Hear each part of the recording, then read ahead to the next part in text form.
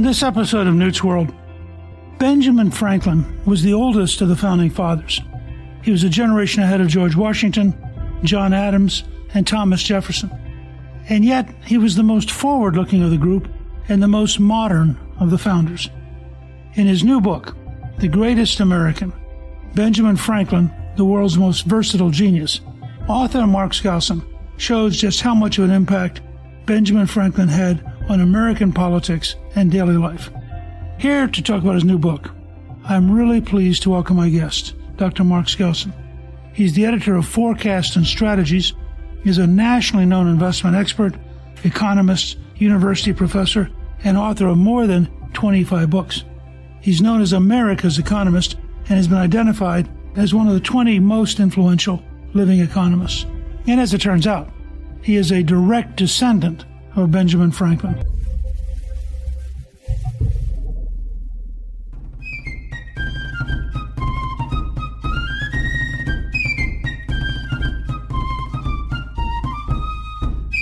Mark, welcome, and thank you for joining me on Newt's World. Well, it's my pleasure, and as Ben Franklin would say, it pleases my vanity to speak with the former Speaker of the House. I don't know about vanity, but we've been good friends for many, many years, and you've had an important impact on American politics and American economics. But I'm curious, after so many years of writing books on economics and financial literacy, in 2006, you and your wife decided to write a book about Benjamin Franklin. How did that come about? So actually, what that book is about, it's called The Completed Autobiography by Benjamin Franklin. So it's actually in his own words. And what my wife and I did, we went through the 50 volumes. There's 50 volumes of the papers of Benjamin Franklin that are being compiled at Yale University. And they're continuing to still put together these papers. We thought one of the unfortunate events in Ben Franklin's life was that he started writing his autobiography late in life, and he never finished it. The autobiography that is so famous, that is in all the bookstores, actually ends in 1757 when Franklin's 52 years of age, and he's just headed off to become a diplomat, a London agent, and then there's the American Revolution, and when he goes to France and the Constitutional Convention, none of that is in his autobiography. And my wife and I thought, wow, Ben Franklin, maybe we can finish his autobiography by looking at his letters and the papers that he wrote to see what is autobiographical and see if we could put together and complete his autobiography in his own name. And it took over a year for us to do it, but we were able to do it on the 300th anniversary of his birth in 2006. And we published a book with Regnery called The Completed Autobiography. It's his last 30 years, and it was a wonderful revelation to hear in his own words what he thought about the breakup with Britain, the Declaration of Independence, and his influence there, his 9 years as ambassador to France, and his critical role in raising funds and ammunition and everything with the French, which helped complete and win this war against the mightiest army in the world. And then at age 80, he went back to the United States and he helped formulate a new government. And so there's all of his personal views about the Constitution and everything. So that came out in 2006, and Franklin always said, I wish one of my children or grandchildren would complete my autobiography, because he ran out of time and he died at 1790 at the age of 84. And it was really a marvelous experience for us. I felt after we had finished this that Ben Franklin was looking down from the heavens, from the spirit world, and had a big smile on his face to see that finally a descendant of Franklin had completed his autobiography. So that's kind of a summary of what that book was all about. It really was a revelation. I learned a lot of new things and new quotes from Ben Franklin as a result of that work. What makes it doubly interesting, and I did not know this about you, is that you're actually related to Franklin. Talk about that. Yeah, that was a long-standing tradition on my mother's side. Her name was Helen McCarty. that somehow we were related to Benjamin Franklin. So my wife and I went to Philadelphia one weekend, and we went to the Philosophical Society, and we looked at some wills and so on to try to figure out exactly how we were connected. And there was one missing link, one generation that was missing. We could trace it back to a great-grandson of Benjamin Franklin, but there was a missing link. And we finally discovered the grandson of Benjamin Franklin. His name was Louis Bache. And he was the son of Sally Bache, and her husband, Sally, was a daughter of Ben Franklin. So this is the grandson of Benjamin Franklin. His name was Louis Bache Sr. And we found a will, his last will and testament. He referred to two natural, quote, natural children. One was also named Louis, and that's who we found out we were related to. So Franklin continued the tradition. As you know, Franklin was famous for having an illegitimate child, and it turned out that that kind of tradition continued on in a number of generations. And the Franklin family, the Baches, were so embarrassed by it that they did not include the two natural illegitimate children in the descendants in the genealogy. So we found it in the will, and that's how we found we were connected. So I'm a sixth generation direct grandson of Benjamin Franklin. That means you have 1/512th of Franklin's blood? That's right. I have not inherited much from Franklin. We're both left-handed. We both have written a quote book. You know, he wrote Poor Richard's Almanac, and I've written The Maxims of Wall Street. You know, he was kind of a financial guru in many ways, giving personal advice to people through his Poor Richard's Almanac, and which was extremely popular, that came out once a year. My Maxims of Wall Street includes in it, I would say, maybe 20 quotes from Franklin. One of his most famous lines, he said, "A fool and his money are soon parted." And another great quote is, "Nothing but money is sweeter than honey." There's a number of great quotes that Franklin had that were very applicable to today's world. 3 can keep a secret if 2 are dead. There's a lot of great quotes that would be appropriate for today's personal finance. How did all this lead to your latest book, which is The Greatest American, Benjamin Franklin, the World's Most Versatile Genius? Why does Franklin, above all the founding fathers, deserve the title The Greatest American? Well, I think there is this debate, of course, as to who are the best and the brightest among our 300, 500 million, who knows how many Americans have lived. You know, I'm obviously a little bit prejudiced in making Franklin the greatest American, but the subtitle is really important, The World's Most Versatile Genius. And I came up with 22 careers that Franklin had. 22. An inventor, a scientist, a printer, a publisher, a businessman, a diplomat, a humorist. He was the first postmaster general. He was America's first scientific American. There are so many areas. If you compare that to Thomas Jefferson or George Washington, they were limited in their careers. But Franklin was a versatile genius in so many ways. So he obviously was a jack of all trades and a master of most. And you can't say that about any other American. I mean, if you go to Thomas Edison, if you go to Elon Musk, there's all these famous Americans or naturalized Americans. Do they really have that versatility? Here's the other issue about Franklin, which I find very appealing. And one of the reasons I decided to write this book, he's the kind of person that you could sit down with and have a beer with, and he would probably be pretty honest in saying everything that you wanted to hear. He would be transparent. I don't think you could say that about George Washington. He would not consider it appropriate for you to ask why he didn't have any children. Or Thomas Jefferson, what was his relationship with Sally Hemings, the slave girl? Or in case of John Adams, all you would get is a lot of arguments, a little too feisty and in a debating type of format. So Franklin, to me, seemed very approachable. He would be comfortable sitting down and talking to a working man. The plumber, he could talk to the plumber, and he could also talk to the King of England. That's pretty unique as far as Americans and their achievements. He had a very practical streak to his science. I mean, inventing the lightning rod, the bifocal lens, the Franklin stove. I mean, in many ways, he used science to improve the lives of people. Newt, I think that's a very important point. He believed that science should, above all, be useful and not just be high theory. And the same thing in economics and so many other areas where academics are constantly debating how many angels are on the pin. A lot of their work is not valuable. In fact, if you look at many of the Nobel Prizes that are given out in science, a lot of them are high theory. Nobody knows what they're all about. Same thing in economics. In many cases, you don't see the practical side.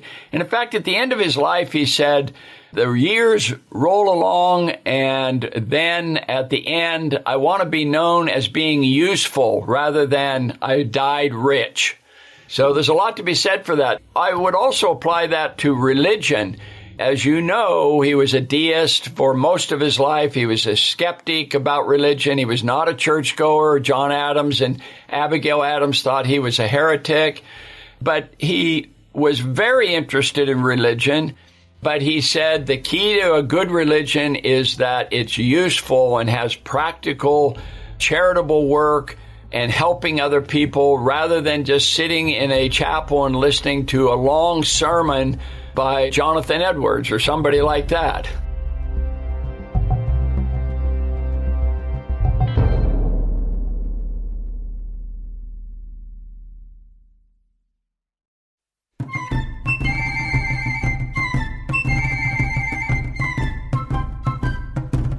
There's a range to Franklin that's, I think, frankly, almost unimaginable. Very successful businessman, very successful writer, very successful politician, very successful inventor. Every time you turned around, there was something he was doing, and he seemed to do all of it well. Why do you think he was so universally competent? So he was born in a family in Boston. There were 13 brothers and sisters from two families. Hosea Franklin married another. He had 10 children from one wife, 7 from another. It's like 17 children. And he was the 10th child. When it comes to geniuses, a lot of times they come from families that you don't expect brilliance. This is God's little secret, isn't it, about how people are born and you have no expectation that they were going to do well. But he was self-learning right from the very beginning. He loved to read at night. When he was a child, he would pull out the candlelight and he would read at night. He was very versatile in his reading. He was an apprentice for his older brother, James. So he got into the printing business and the publishing business right from the get-go. And you know, if you're writing a newspaper, you're covering every subject imaginable. There are so many different parts of a newspaper. And I think his interest in all of God's creations caught his imagination, and he traveled a lot. This is another important point. He ran away at age 17, ended up in Pennsylvania, dirt poor, had no money, but he had a printer's expertise. And so he immediately started working for some printers in Philadelphia. And as a printer, you also get involved in local politics right away. And he ended up going to England as a very young man, like at age 20 or maybe even 19. He spent a couple years in London. It was there that he had to deal with the hard-to-govern passions. And, you know, he's alone. He's a young adult alone in the world and had to learn things very quickly. He was no doubt a genius from the very beginning. By the way, my book is not a typical biography. It's not like Walter Isaacson's book on Ben Franklin, which I highly recommend, or H.W. Brand's. There's been dozens of biographies written on Franklin, but my book, The Greatest American, has 80 short chapters, and each one addresses one or two particular topics that Franklin would be interested in. It's really a book to talk about the issues of today. How can you apply Franklin's life and his views on today's hot issues, whether it's taxes, inflation, the trade war, war and rumors of wars, or women, sex. I mean, I should tell you in terms of background, this book germinated from a series of columns that I wrote for Newsmax. They have a newsletter called the Franklin Prosperity Report. So for 6 or 7 years, I wrote these short columns that became chapters in my book. And they accepted every chapter or every column I wrote except for one. And what topic do you think they rejected? Well, I'm fascinated. What? The hard-to-govern passions of Ben Franklin. It was the sex column. So that's chapter 77 of my book that is now included in there. And basically, Newsmax, they have a conservative audience. I don't know. I thought I handled the topic pretty well, but, he did have an illegitimate child, William, who played a major role in his life. But he only had one illegitimate child. One of the rumors is that Franklin couldn't control his sexual habits, and he had numerous children out of wedlock, and that's not true. He actually just had one, and he settled down and married his wife, Deborah, and they were devoted to each other. They were very different personalities, and they eventually became somewhat estranged when Franklin left to be the London colonial agent, and then his wife died, and he became an ambassador. So there are lots of stories that I have in my book, and they also come out in the completed autobiography about Franklin's love of women. He was definitely a ladies' man. His critics call him a womanizer and a lecher. There is controversy in Ben Franklin's life, and he did have a lot of enemies despite all of his diplomatic successes. A couple of side notes. I read that Franklin took air baths. What did that mean? He was famous and actually talked about it, wrote letters about it, maybe even publicly commented about that you needed to walk around in the nude and open up the windows and breathe in the really fresh air. And he had a dispute one time with John Adams. In 1776, after the Declaration, they were both staying together. They were planning to meet one of the generals to see if they could resolve the war. So they were sleeping in the same room and actually the same bed. That was very typical back then, that you shared a bed together. And Franklin opens up the windows and says, we got to let this fresh air in all night long. And Adams is saying, I'm going to freeze to death, close the window. They had this big argument. But yeah, he was famous for parading around naked and opening up the windows and breathing and so forth. So he was the first American nudist. He was eccentric. There's a story that while he was active in Pennsylvania state politics, he was also in a situation where he had some opponents who were trying to pressure him. He invited them to dinner. And as the story is told, he basically served pieces of wood. Served them as though they were a porridge, ate his bowl complete. The other guys couldn't eat anything hardly. And when he got done, he said, gentlemen, if I'm able to do that, why would you think you can pressure me? Now, I don't know if that story is true or not, but I've always thought it was a fascinating sense of how tough and how direct Franklin was capable of being. I have to say, I've studied Franklin all my life, and I've never heard that story, but it sounds very Franklin-esque. He was actually very much a compromiser in his politics, and this is why Ken Burns says, and I think he's right, he's America's greatest diplomat. He was definitely wanting to convert and persuade, if you will, those who disagreed with him on various issues. And so that's the Franklin that I have been studying. For example, he had this enemy in the legislature. They did not get along at all. And finally, Franklin decided to go and he said, listen, I see in your library you have a certain book. I'd like to borrow that book. Would you mind loaning it to me? And as a result, they became fast friends and they were able to work together in the legislature. He was very successful at doing this, and he was very much involved with the Constitutional Convention, for example, and the Constitutional Congress in the Declaration of Independence in favor of declaration, in favor of the Constitution. He's one of the few founders who signed both documents. He was very much active in making improvements and changes behind the scenes. Franklin, He wasn't the author of the Declaration of Independence. That was Thomas Jefferson. But he was asked to review the document. He made only one significant change in the Declaration of Independence. You make the point that he takes out sacred and undeniable, which I guess was Jefferson's language, and replaces it with self-evident. What was Franklin's reasoning? Yeah, so that one word change is really significant. So Jefferson did say, we hold these truths to be sacred and undeniable. And Franklin, in his left hand, you can see him scratching the words sacred and undeniable out, which is a very religious perspective, and replacing it with self-evident. Because he was a rational scientist, it was his science coming out, his secularism, if you will. And, he was a deist. He was not an atheist, although many of his friends accused him of being a heretic when it came to religion because he was not a churchgoer.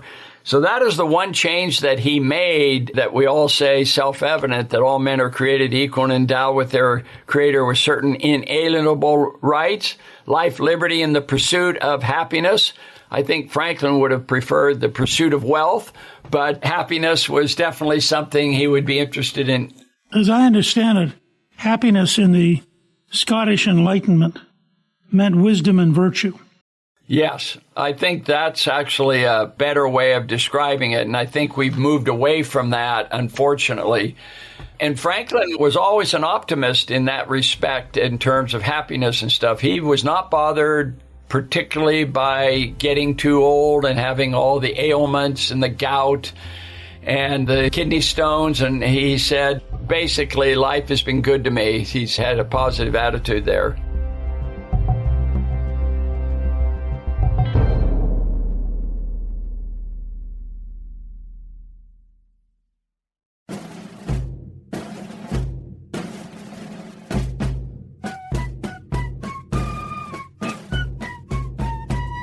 He was the oldest member of the Constitutional Convention. Correct. He died when he was 84. He was in his early 80s, and of course he had to be carried in because of the gout and kidney stone problems that he had. He really thought he was going to die in France, but he was able to make it home, and he did help out. He invited people to his home for dinners. He played in the background with the Constitutional Convention. He encouraged prayer at a time when they were at loggerheads as to what to do between the House and the Senate and representation. He was very helpful in those kinds of compromises. Didn't he actually suggest when they were at loggerheads that they take one day off for a day of prayer and fasting, just to sort of break the tension and break the egocentrism? Yes, he did. And while he was giving that talk, that's where he reveals one of the things we learned in completing Franklin's autobiography is that Franklin changed his mind about religion. Not that he became a regular churchgoer, but he used to be a deist. He used to believe that God just created a clock and then just let it run. But he said, have we not learned that God intervened many times so that we would win this war of independence? The longer I live, the more I know that God governs in the affairs of men. So he became an active theist at that point as a result of these miracles that he saw that George Washington and others enjoyed against the most powerful military might in the world. So they rejected it, though, because they didn't have any money and they couldn't hire a minister. They decided against prayer. Washington had a very similar sense and said that it was impossible to imagine that we would have won without the intervention of God. Yes, so there was definitely a feeling among the founding fathers that God was on their side and they were doing God's will. So I think that impressed even people like Ben Franklin who were skeptical about religion. At the end of his life, he said, I've reached the time of age. It'd be easier for me to just wait until I get over the other side to see whether Jesus is the Savior of the world. In the middle of the positive part, for some reason, he and John Adams really didn't get along. What was the base of that? So this happened. They were getting along fairly well when the Continental Congress in 1776 had the Declaration of Independence. Franklin recognized that John Adams was a cantankerous and debating type of person. The real conflict occurred when Franklin and Adams were together as ambassadors, commissioners, if you will, in Paris. So Franklin went over there first in late 1776. John Adams came a year or two later and was just appalled by Franklin's behavior. He was disorganized. The papers were everywhere. There were spies everywhere. Franklin didn't really care that much about the spies and so forth. He was beloved by the French. Both men and women loved Franklin. And there's this one particular case where John and Abigail Adams attended a salon that was run by Madame Helvétius, and Madame Helvétius was putting her arms around Franklin and kissing him, and everybody was seeing him very in a social way. And John and Abigail Adams, they were very puritanical in their religious views. They didn't like the way women fawned over Franklin. And the other big issue was Franklin had an incredible ability to raise funds and loans from France and ammunition and uniforms, and sent several generals over there, including Lafayette. He was so successful that I think John Adams was very envious of his success. John Adams learned French better, but hated the French. He did not like the French culture. Adams loved it. So there were a lot of factors involved. And the biggest problem was that John Adams could not raise a single livre, the French currency, in terms of loans and grants to fight the war. He ended up got a Dutch loan, but that was after the war was over, basically. He raised the money after the Battle of Yorktown. But if you look at the Battle of Yorktown, that was the deciding factor in 1781 when the war was won. And if you look at that battle that George Washington won, half the ships were French, the uniforms were French, half the troops were French. Most historians agree that without the French participation, it would have been another 10 years fighting for independence. So Franklin has to be really given all the credit, not John Adams, but Ben Franklin, for working with Vergennes, the foreign minister, and raising all this money. And in fact, I have a chapter on fundraising, and I use Ben Franklin as the best example. He was famous for fundraising back in Philadelphia. He raised money for the hospitals. And the matching funds idea that if you pay 10 grand, we will match that, that came from Ben Franklin in raising money for the hospital.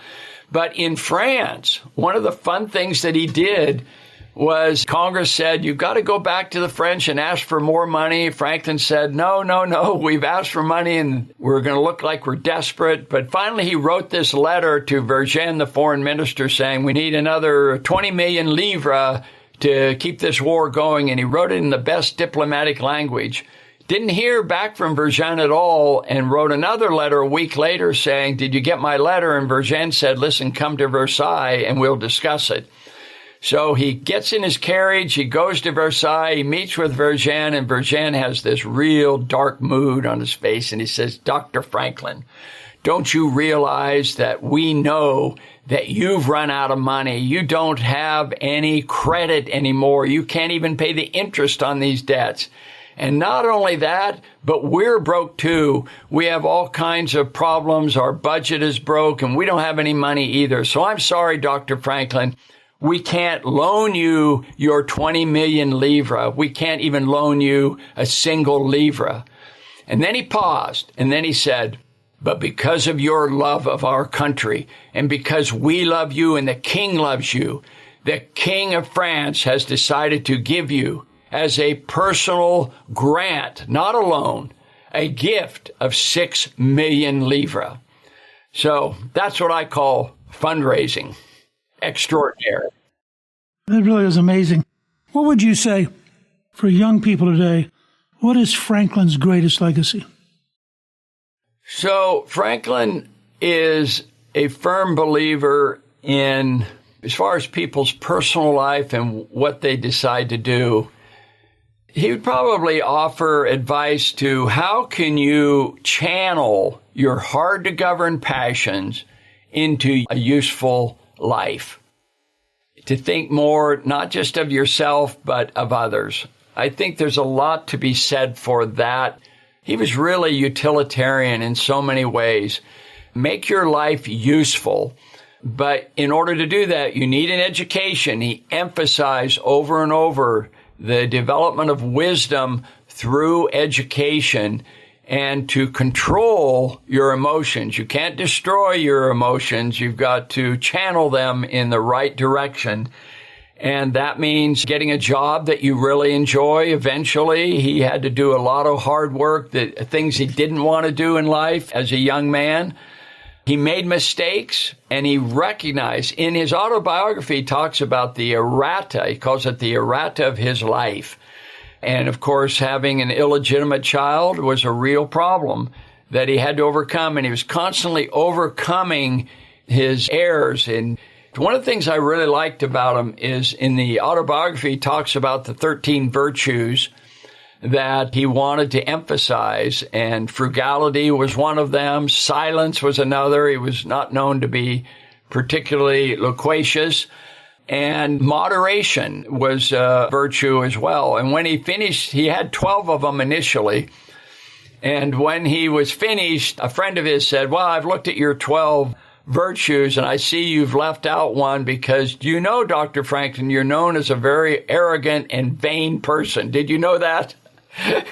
And Franklin said, well, no, tell me more. And so he took that to heart. So he added humility as his 13th virtue.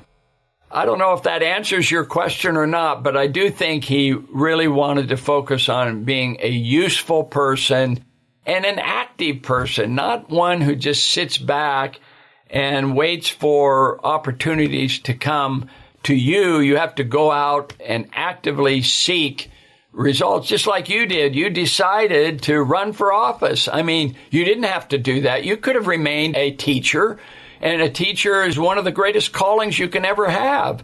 But you decided on your own to run for office, and what a difference that made.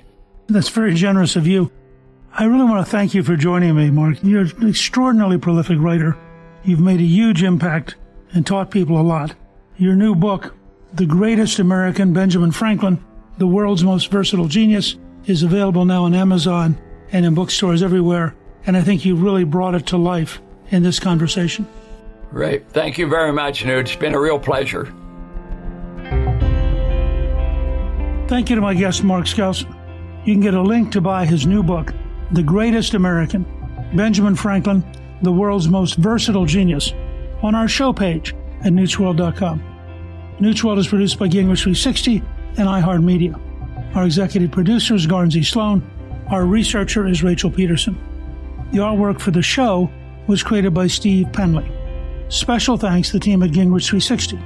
If you've been enjoying Newt's World, I hope you'll go to Apple Podcasts and both rate us with 5 stars and give us a review so others can learn what it's all about.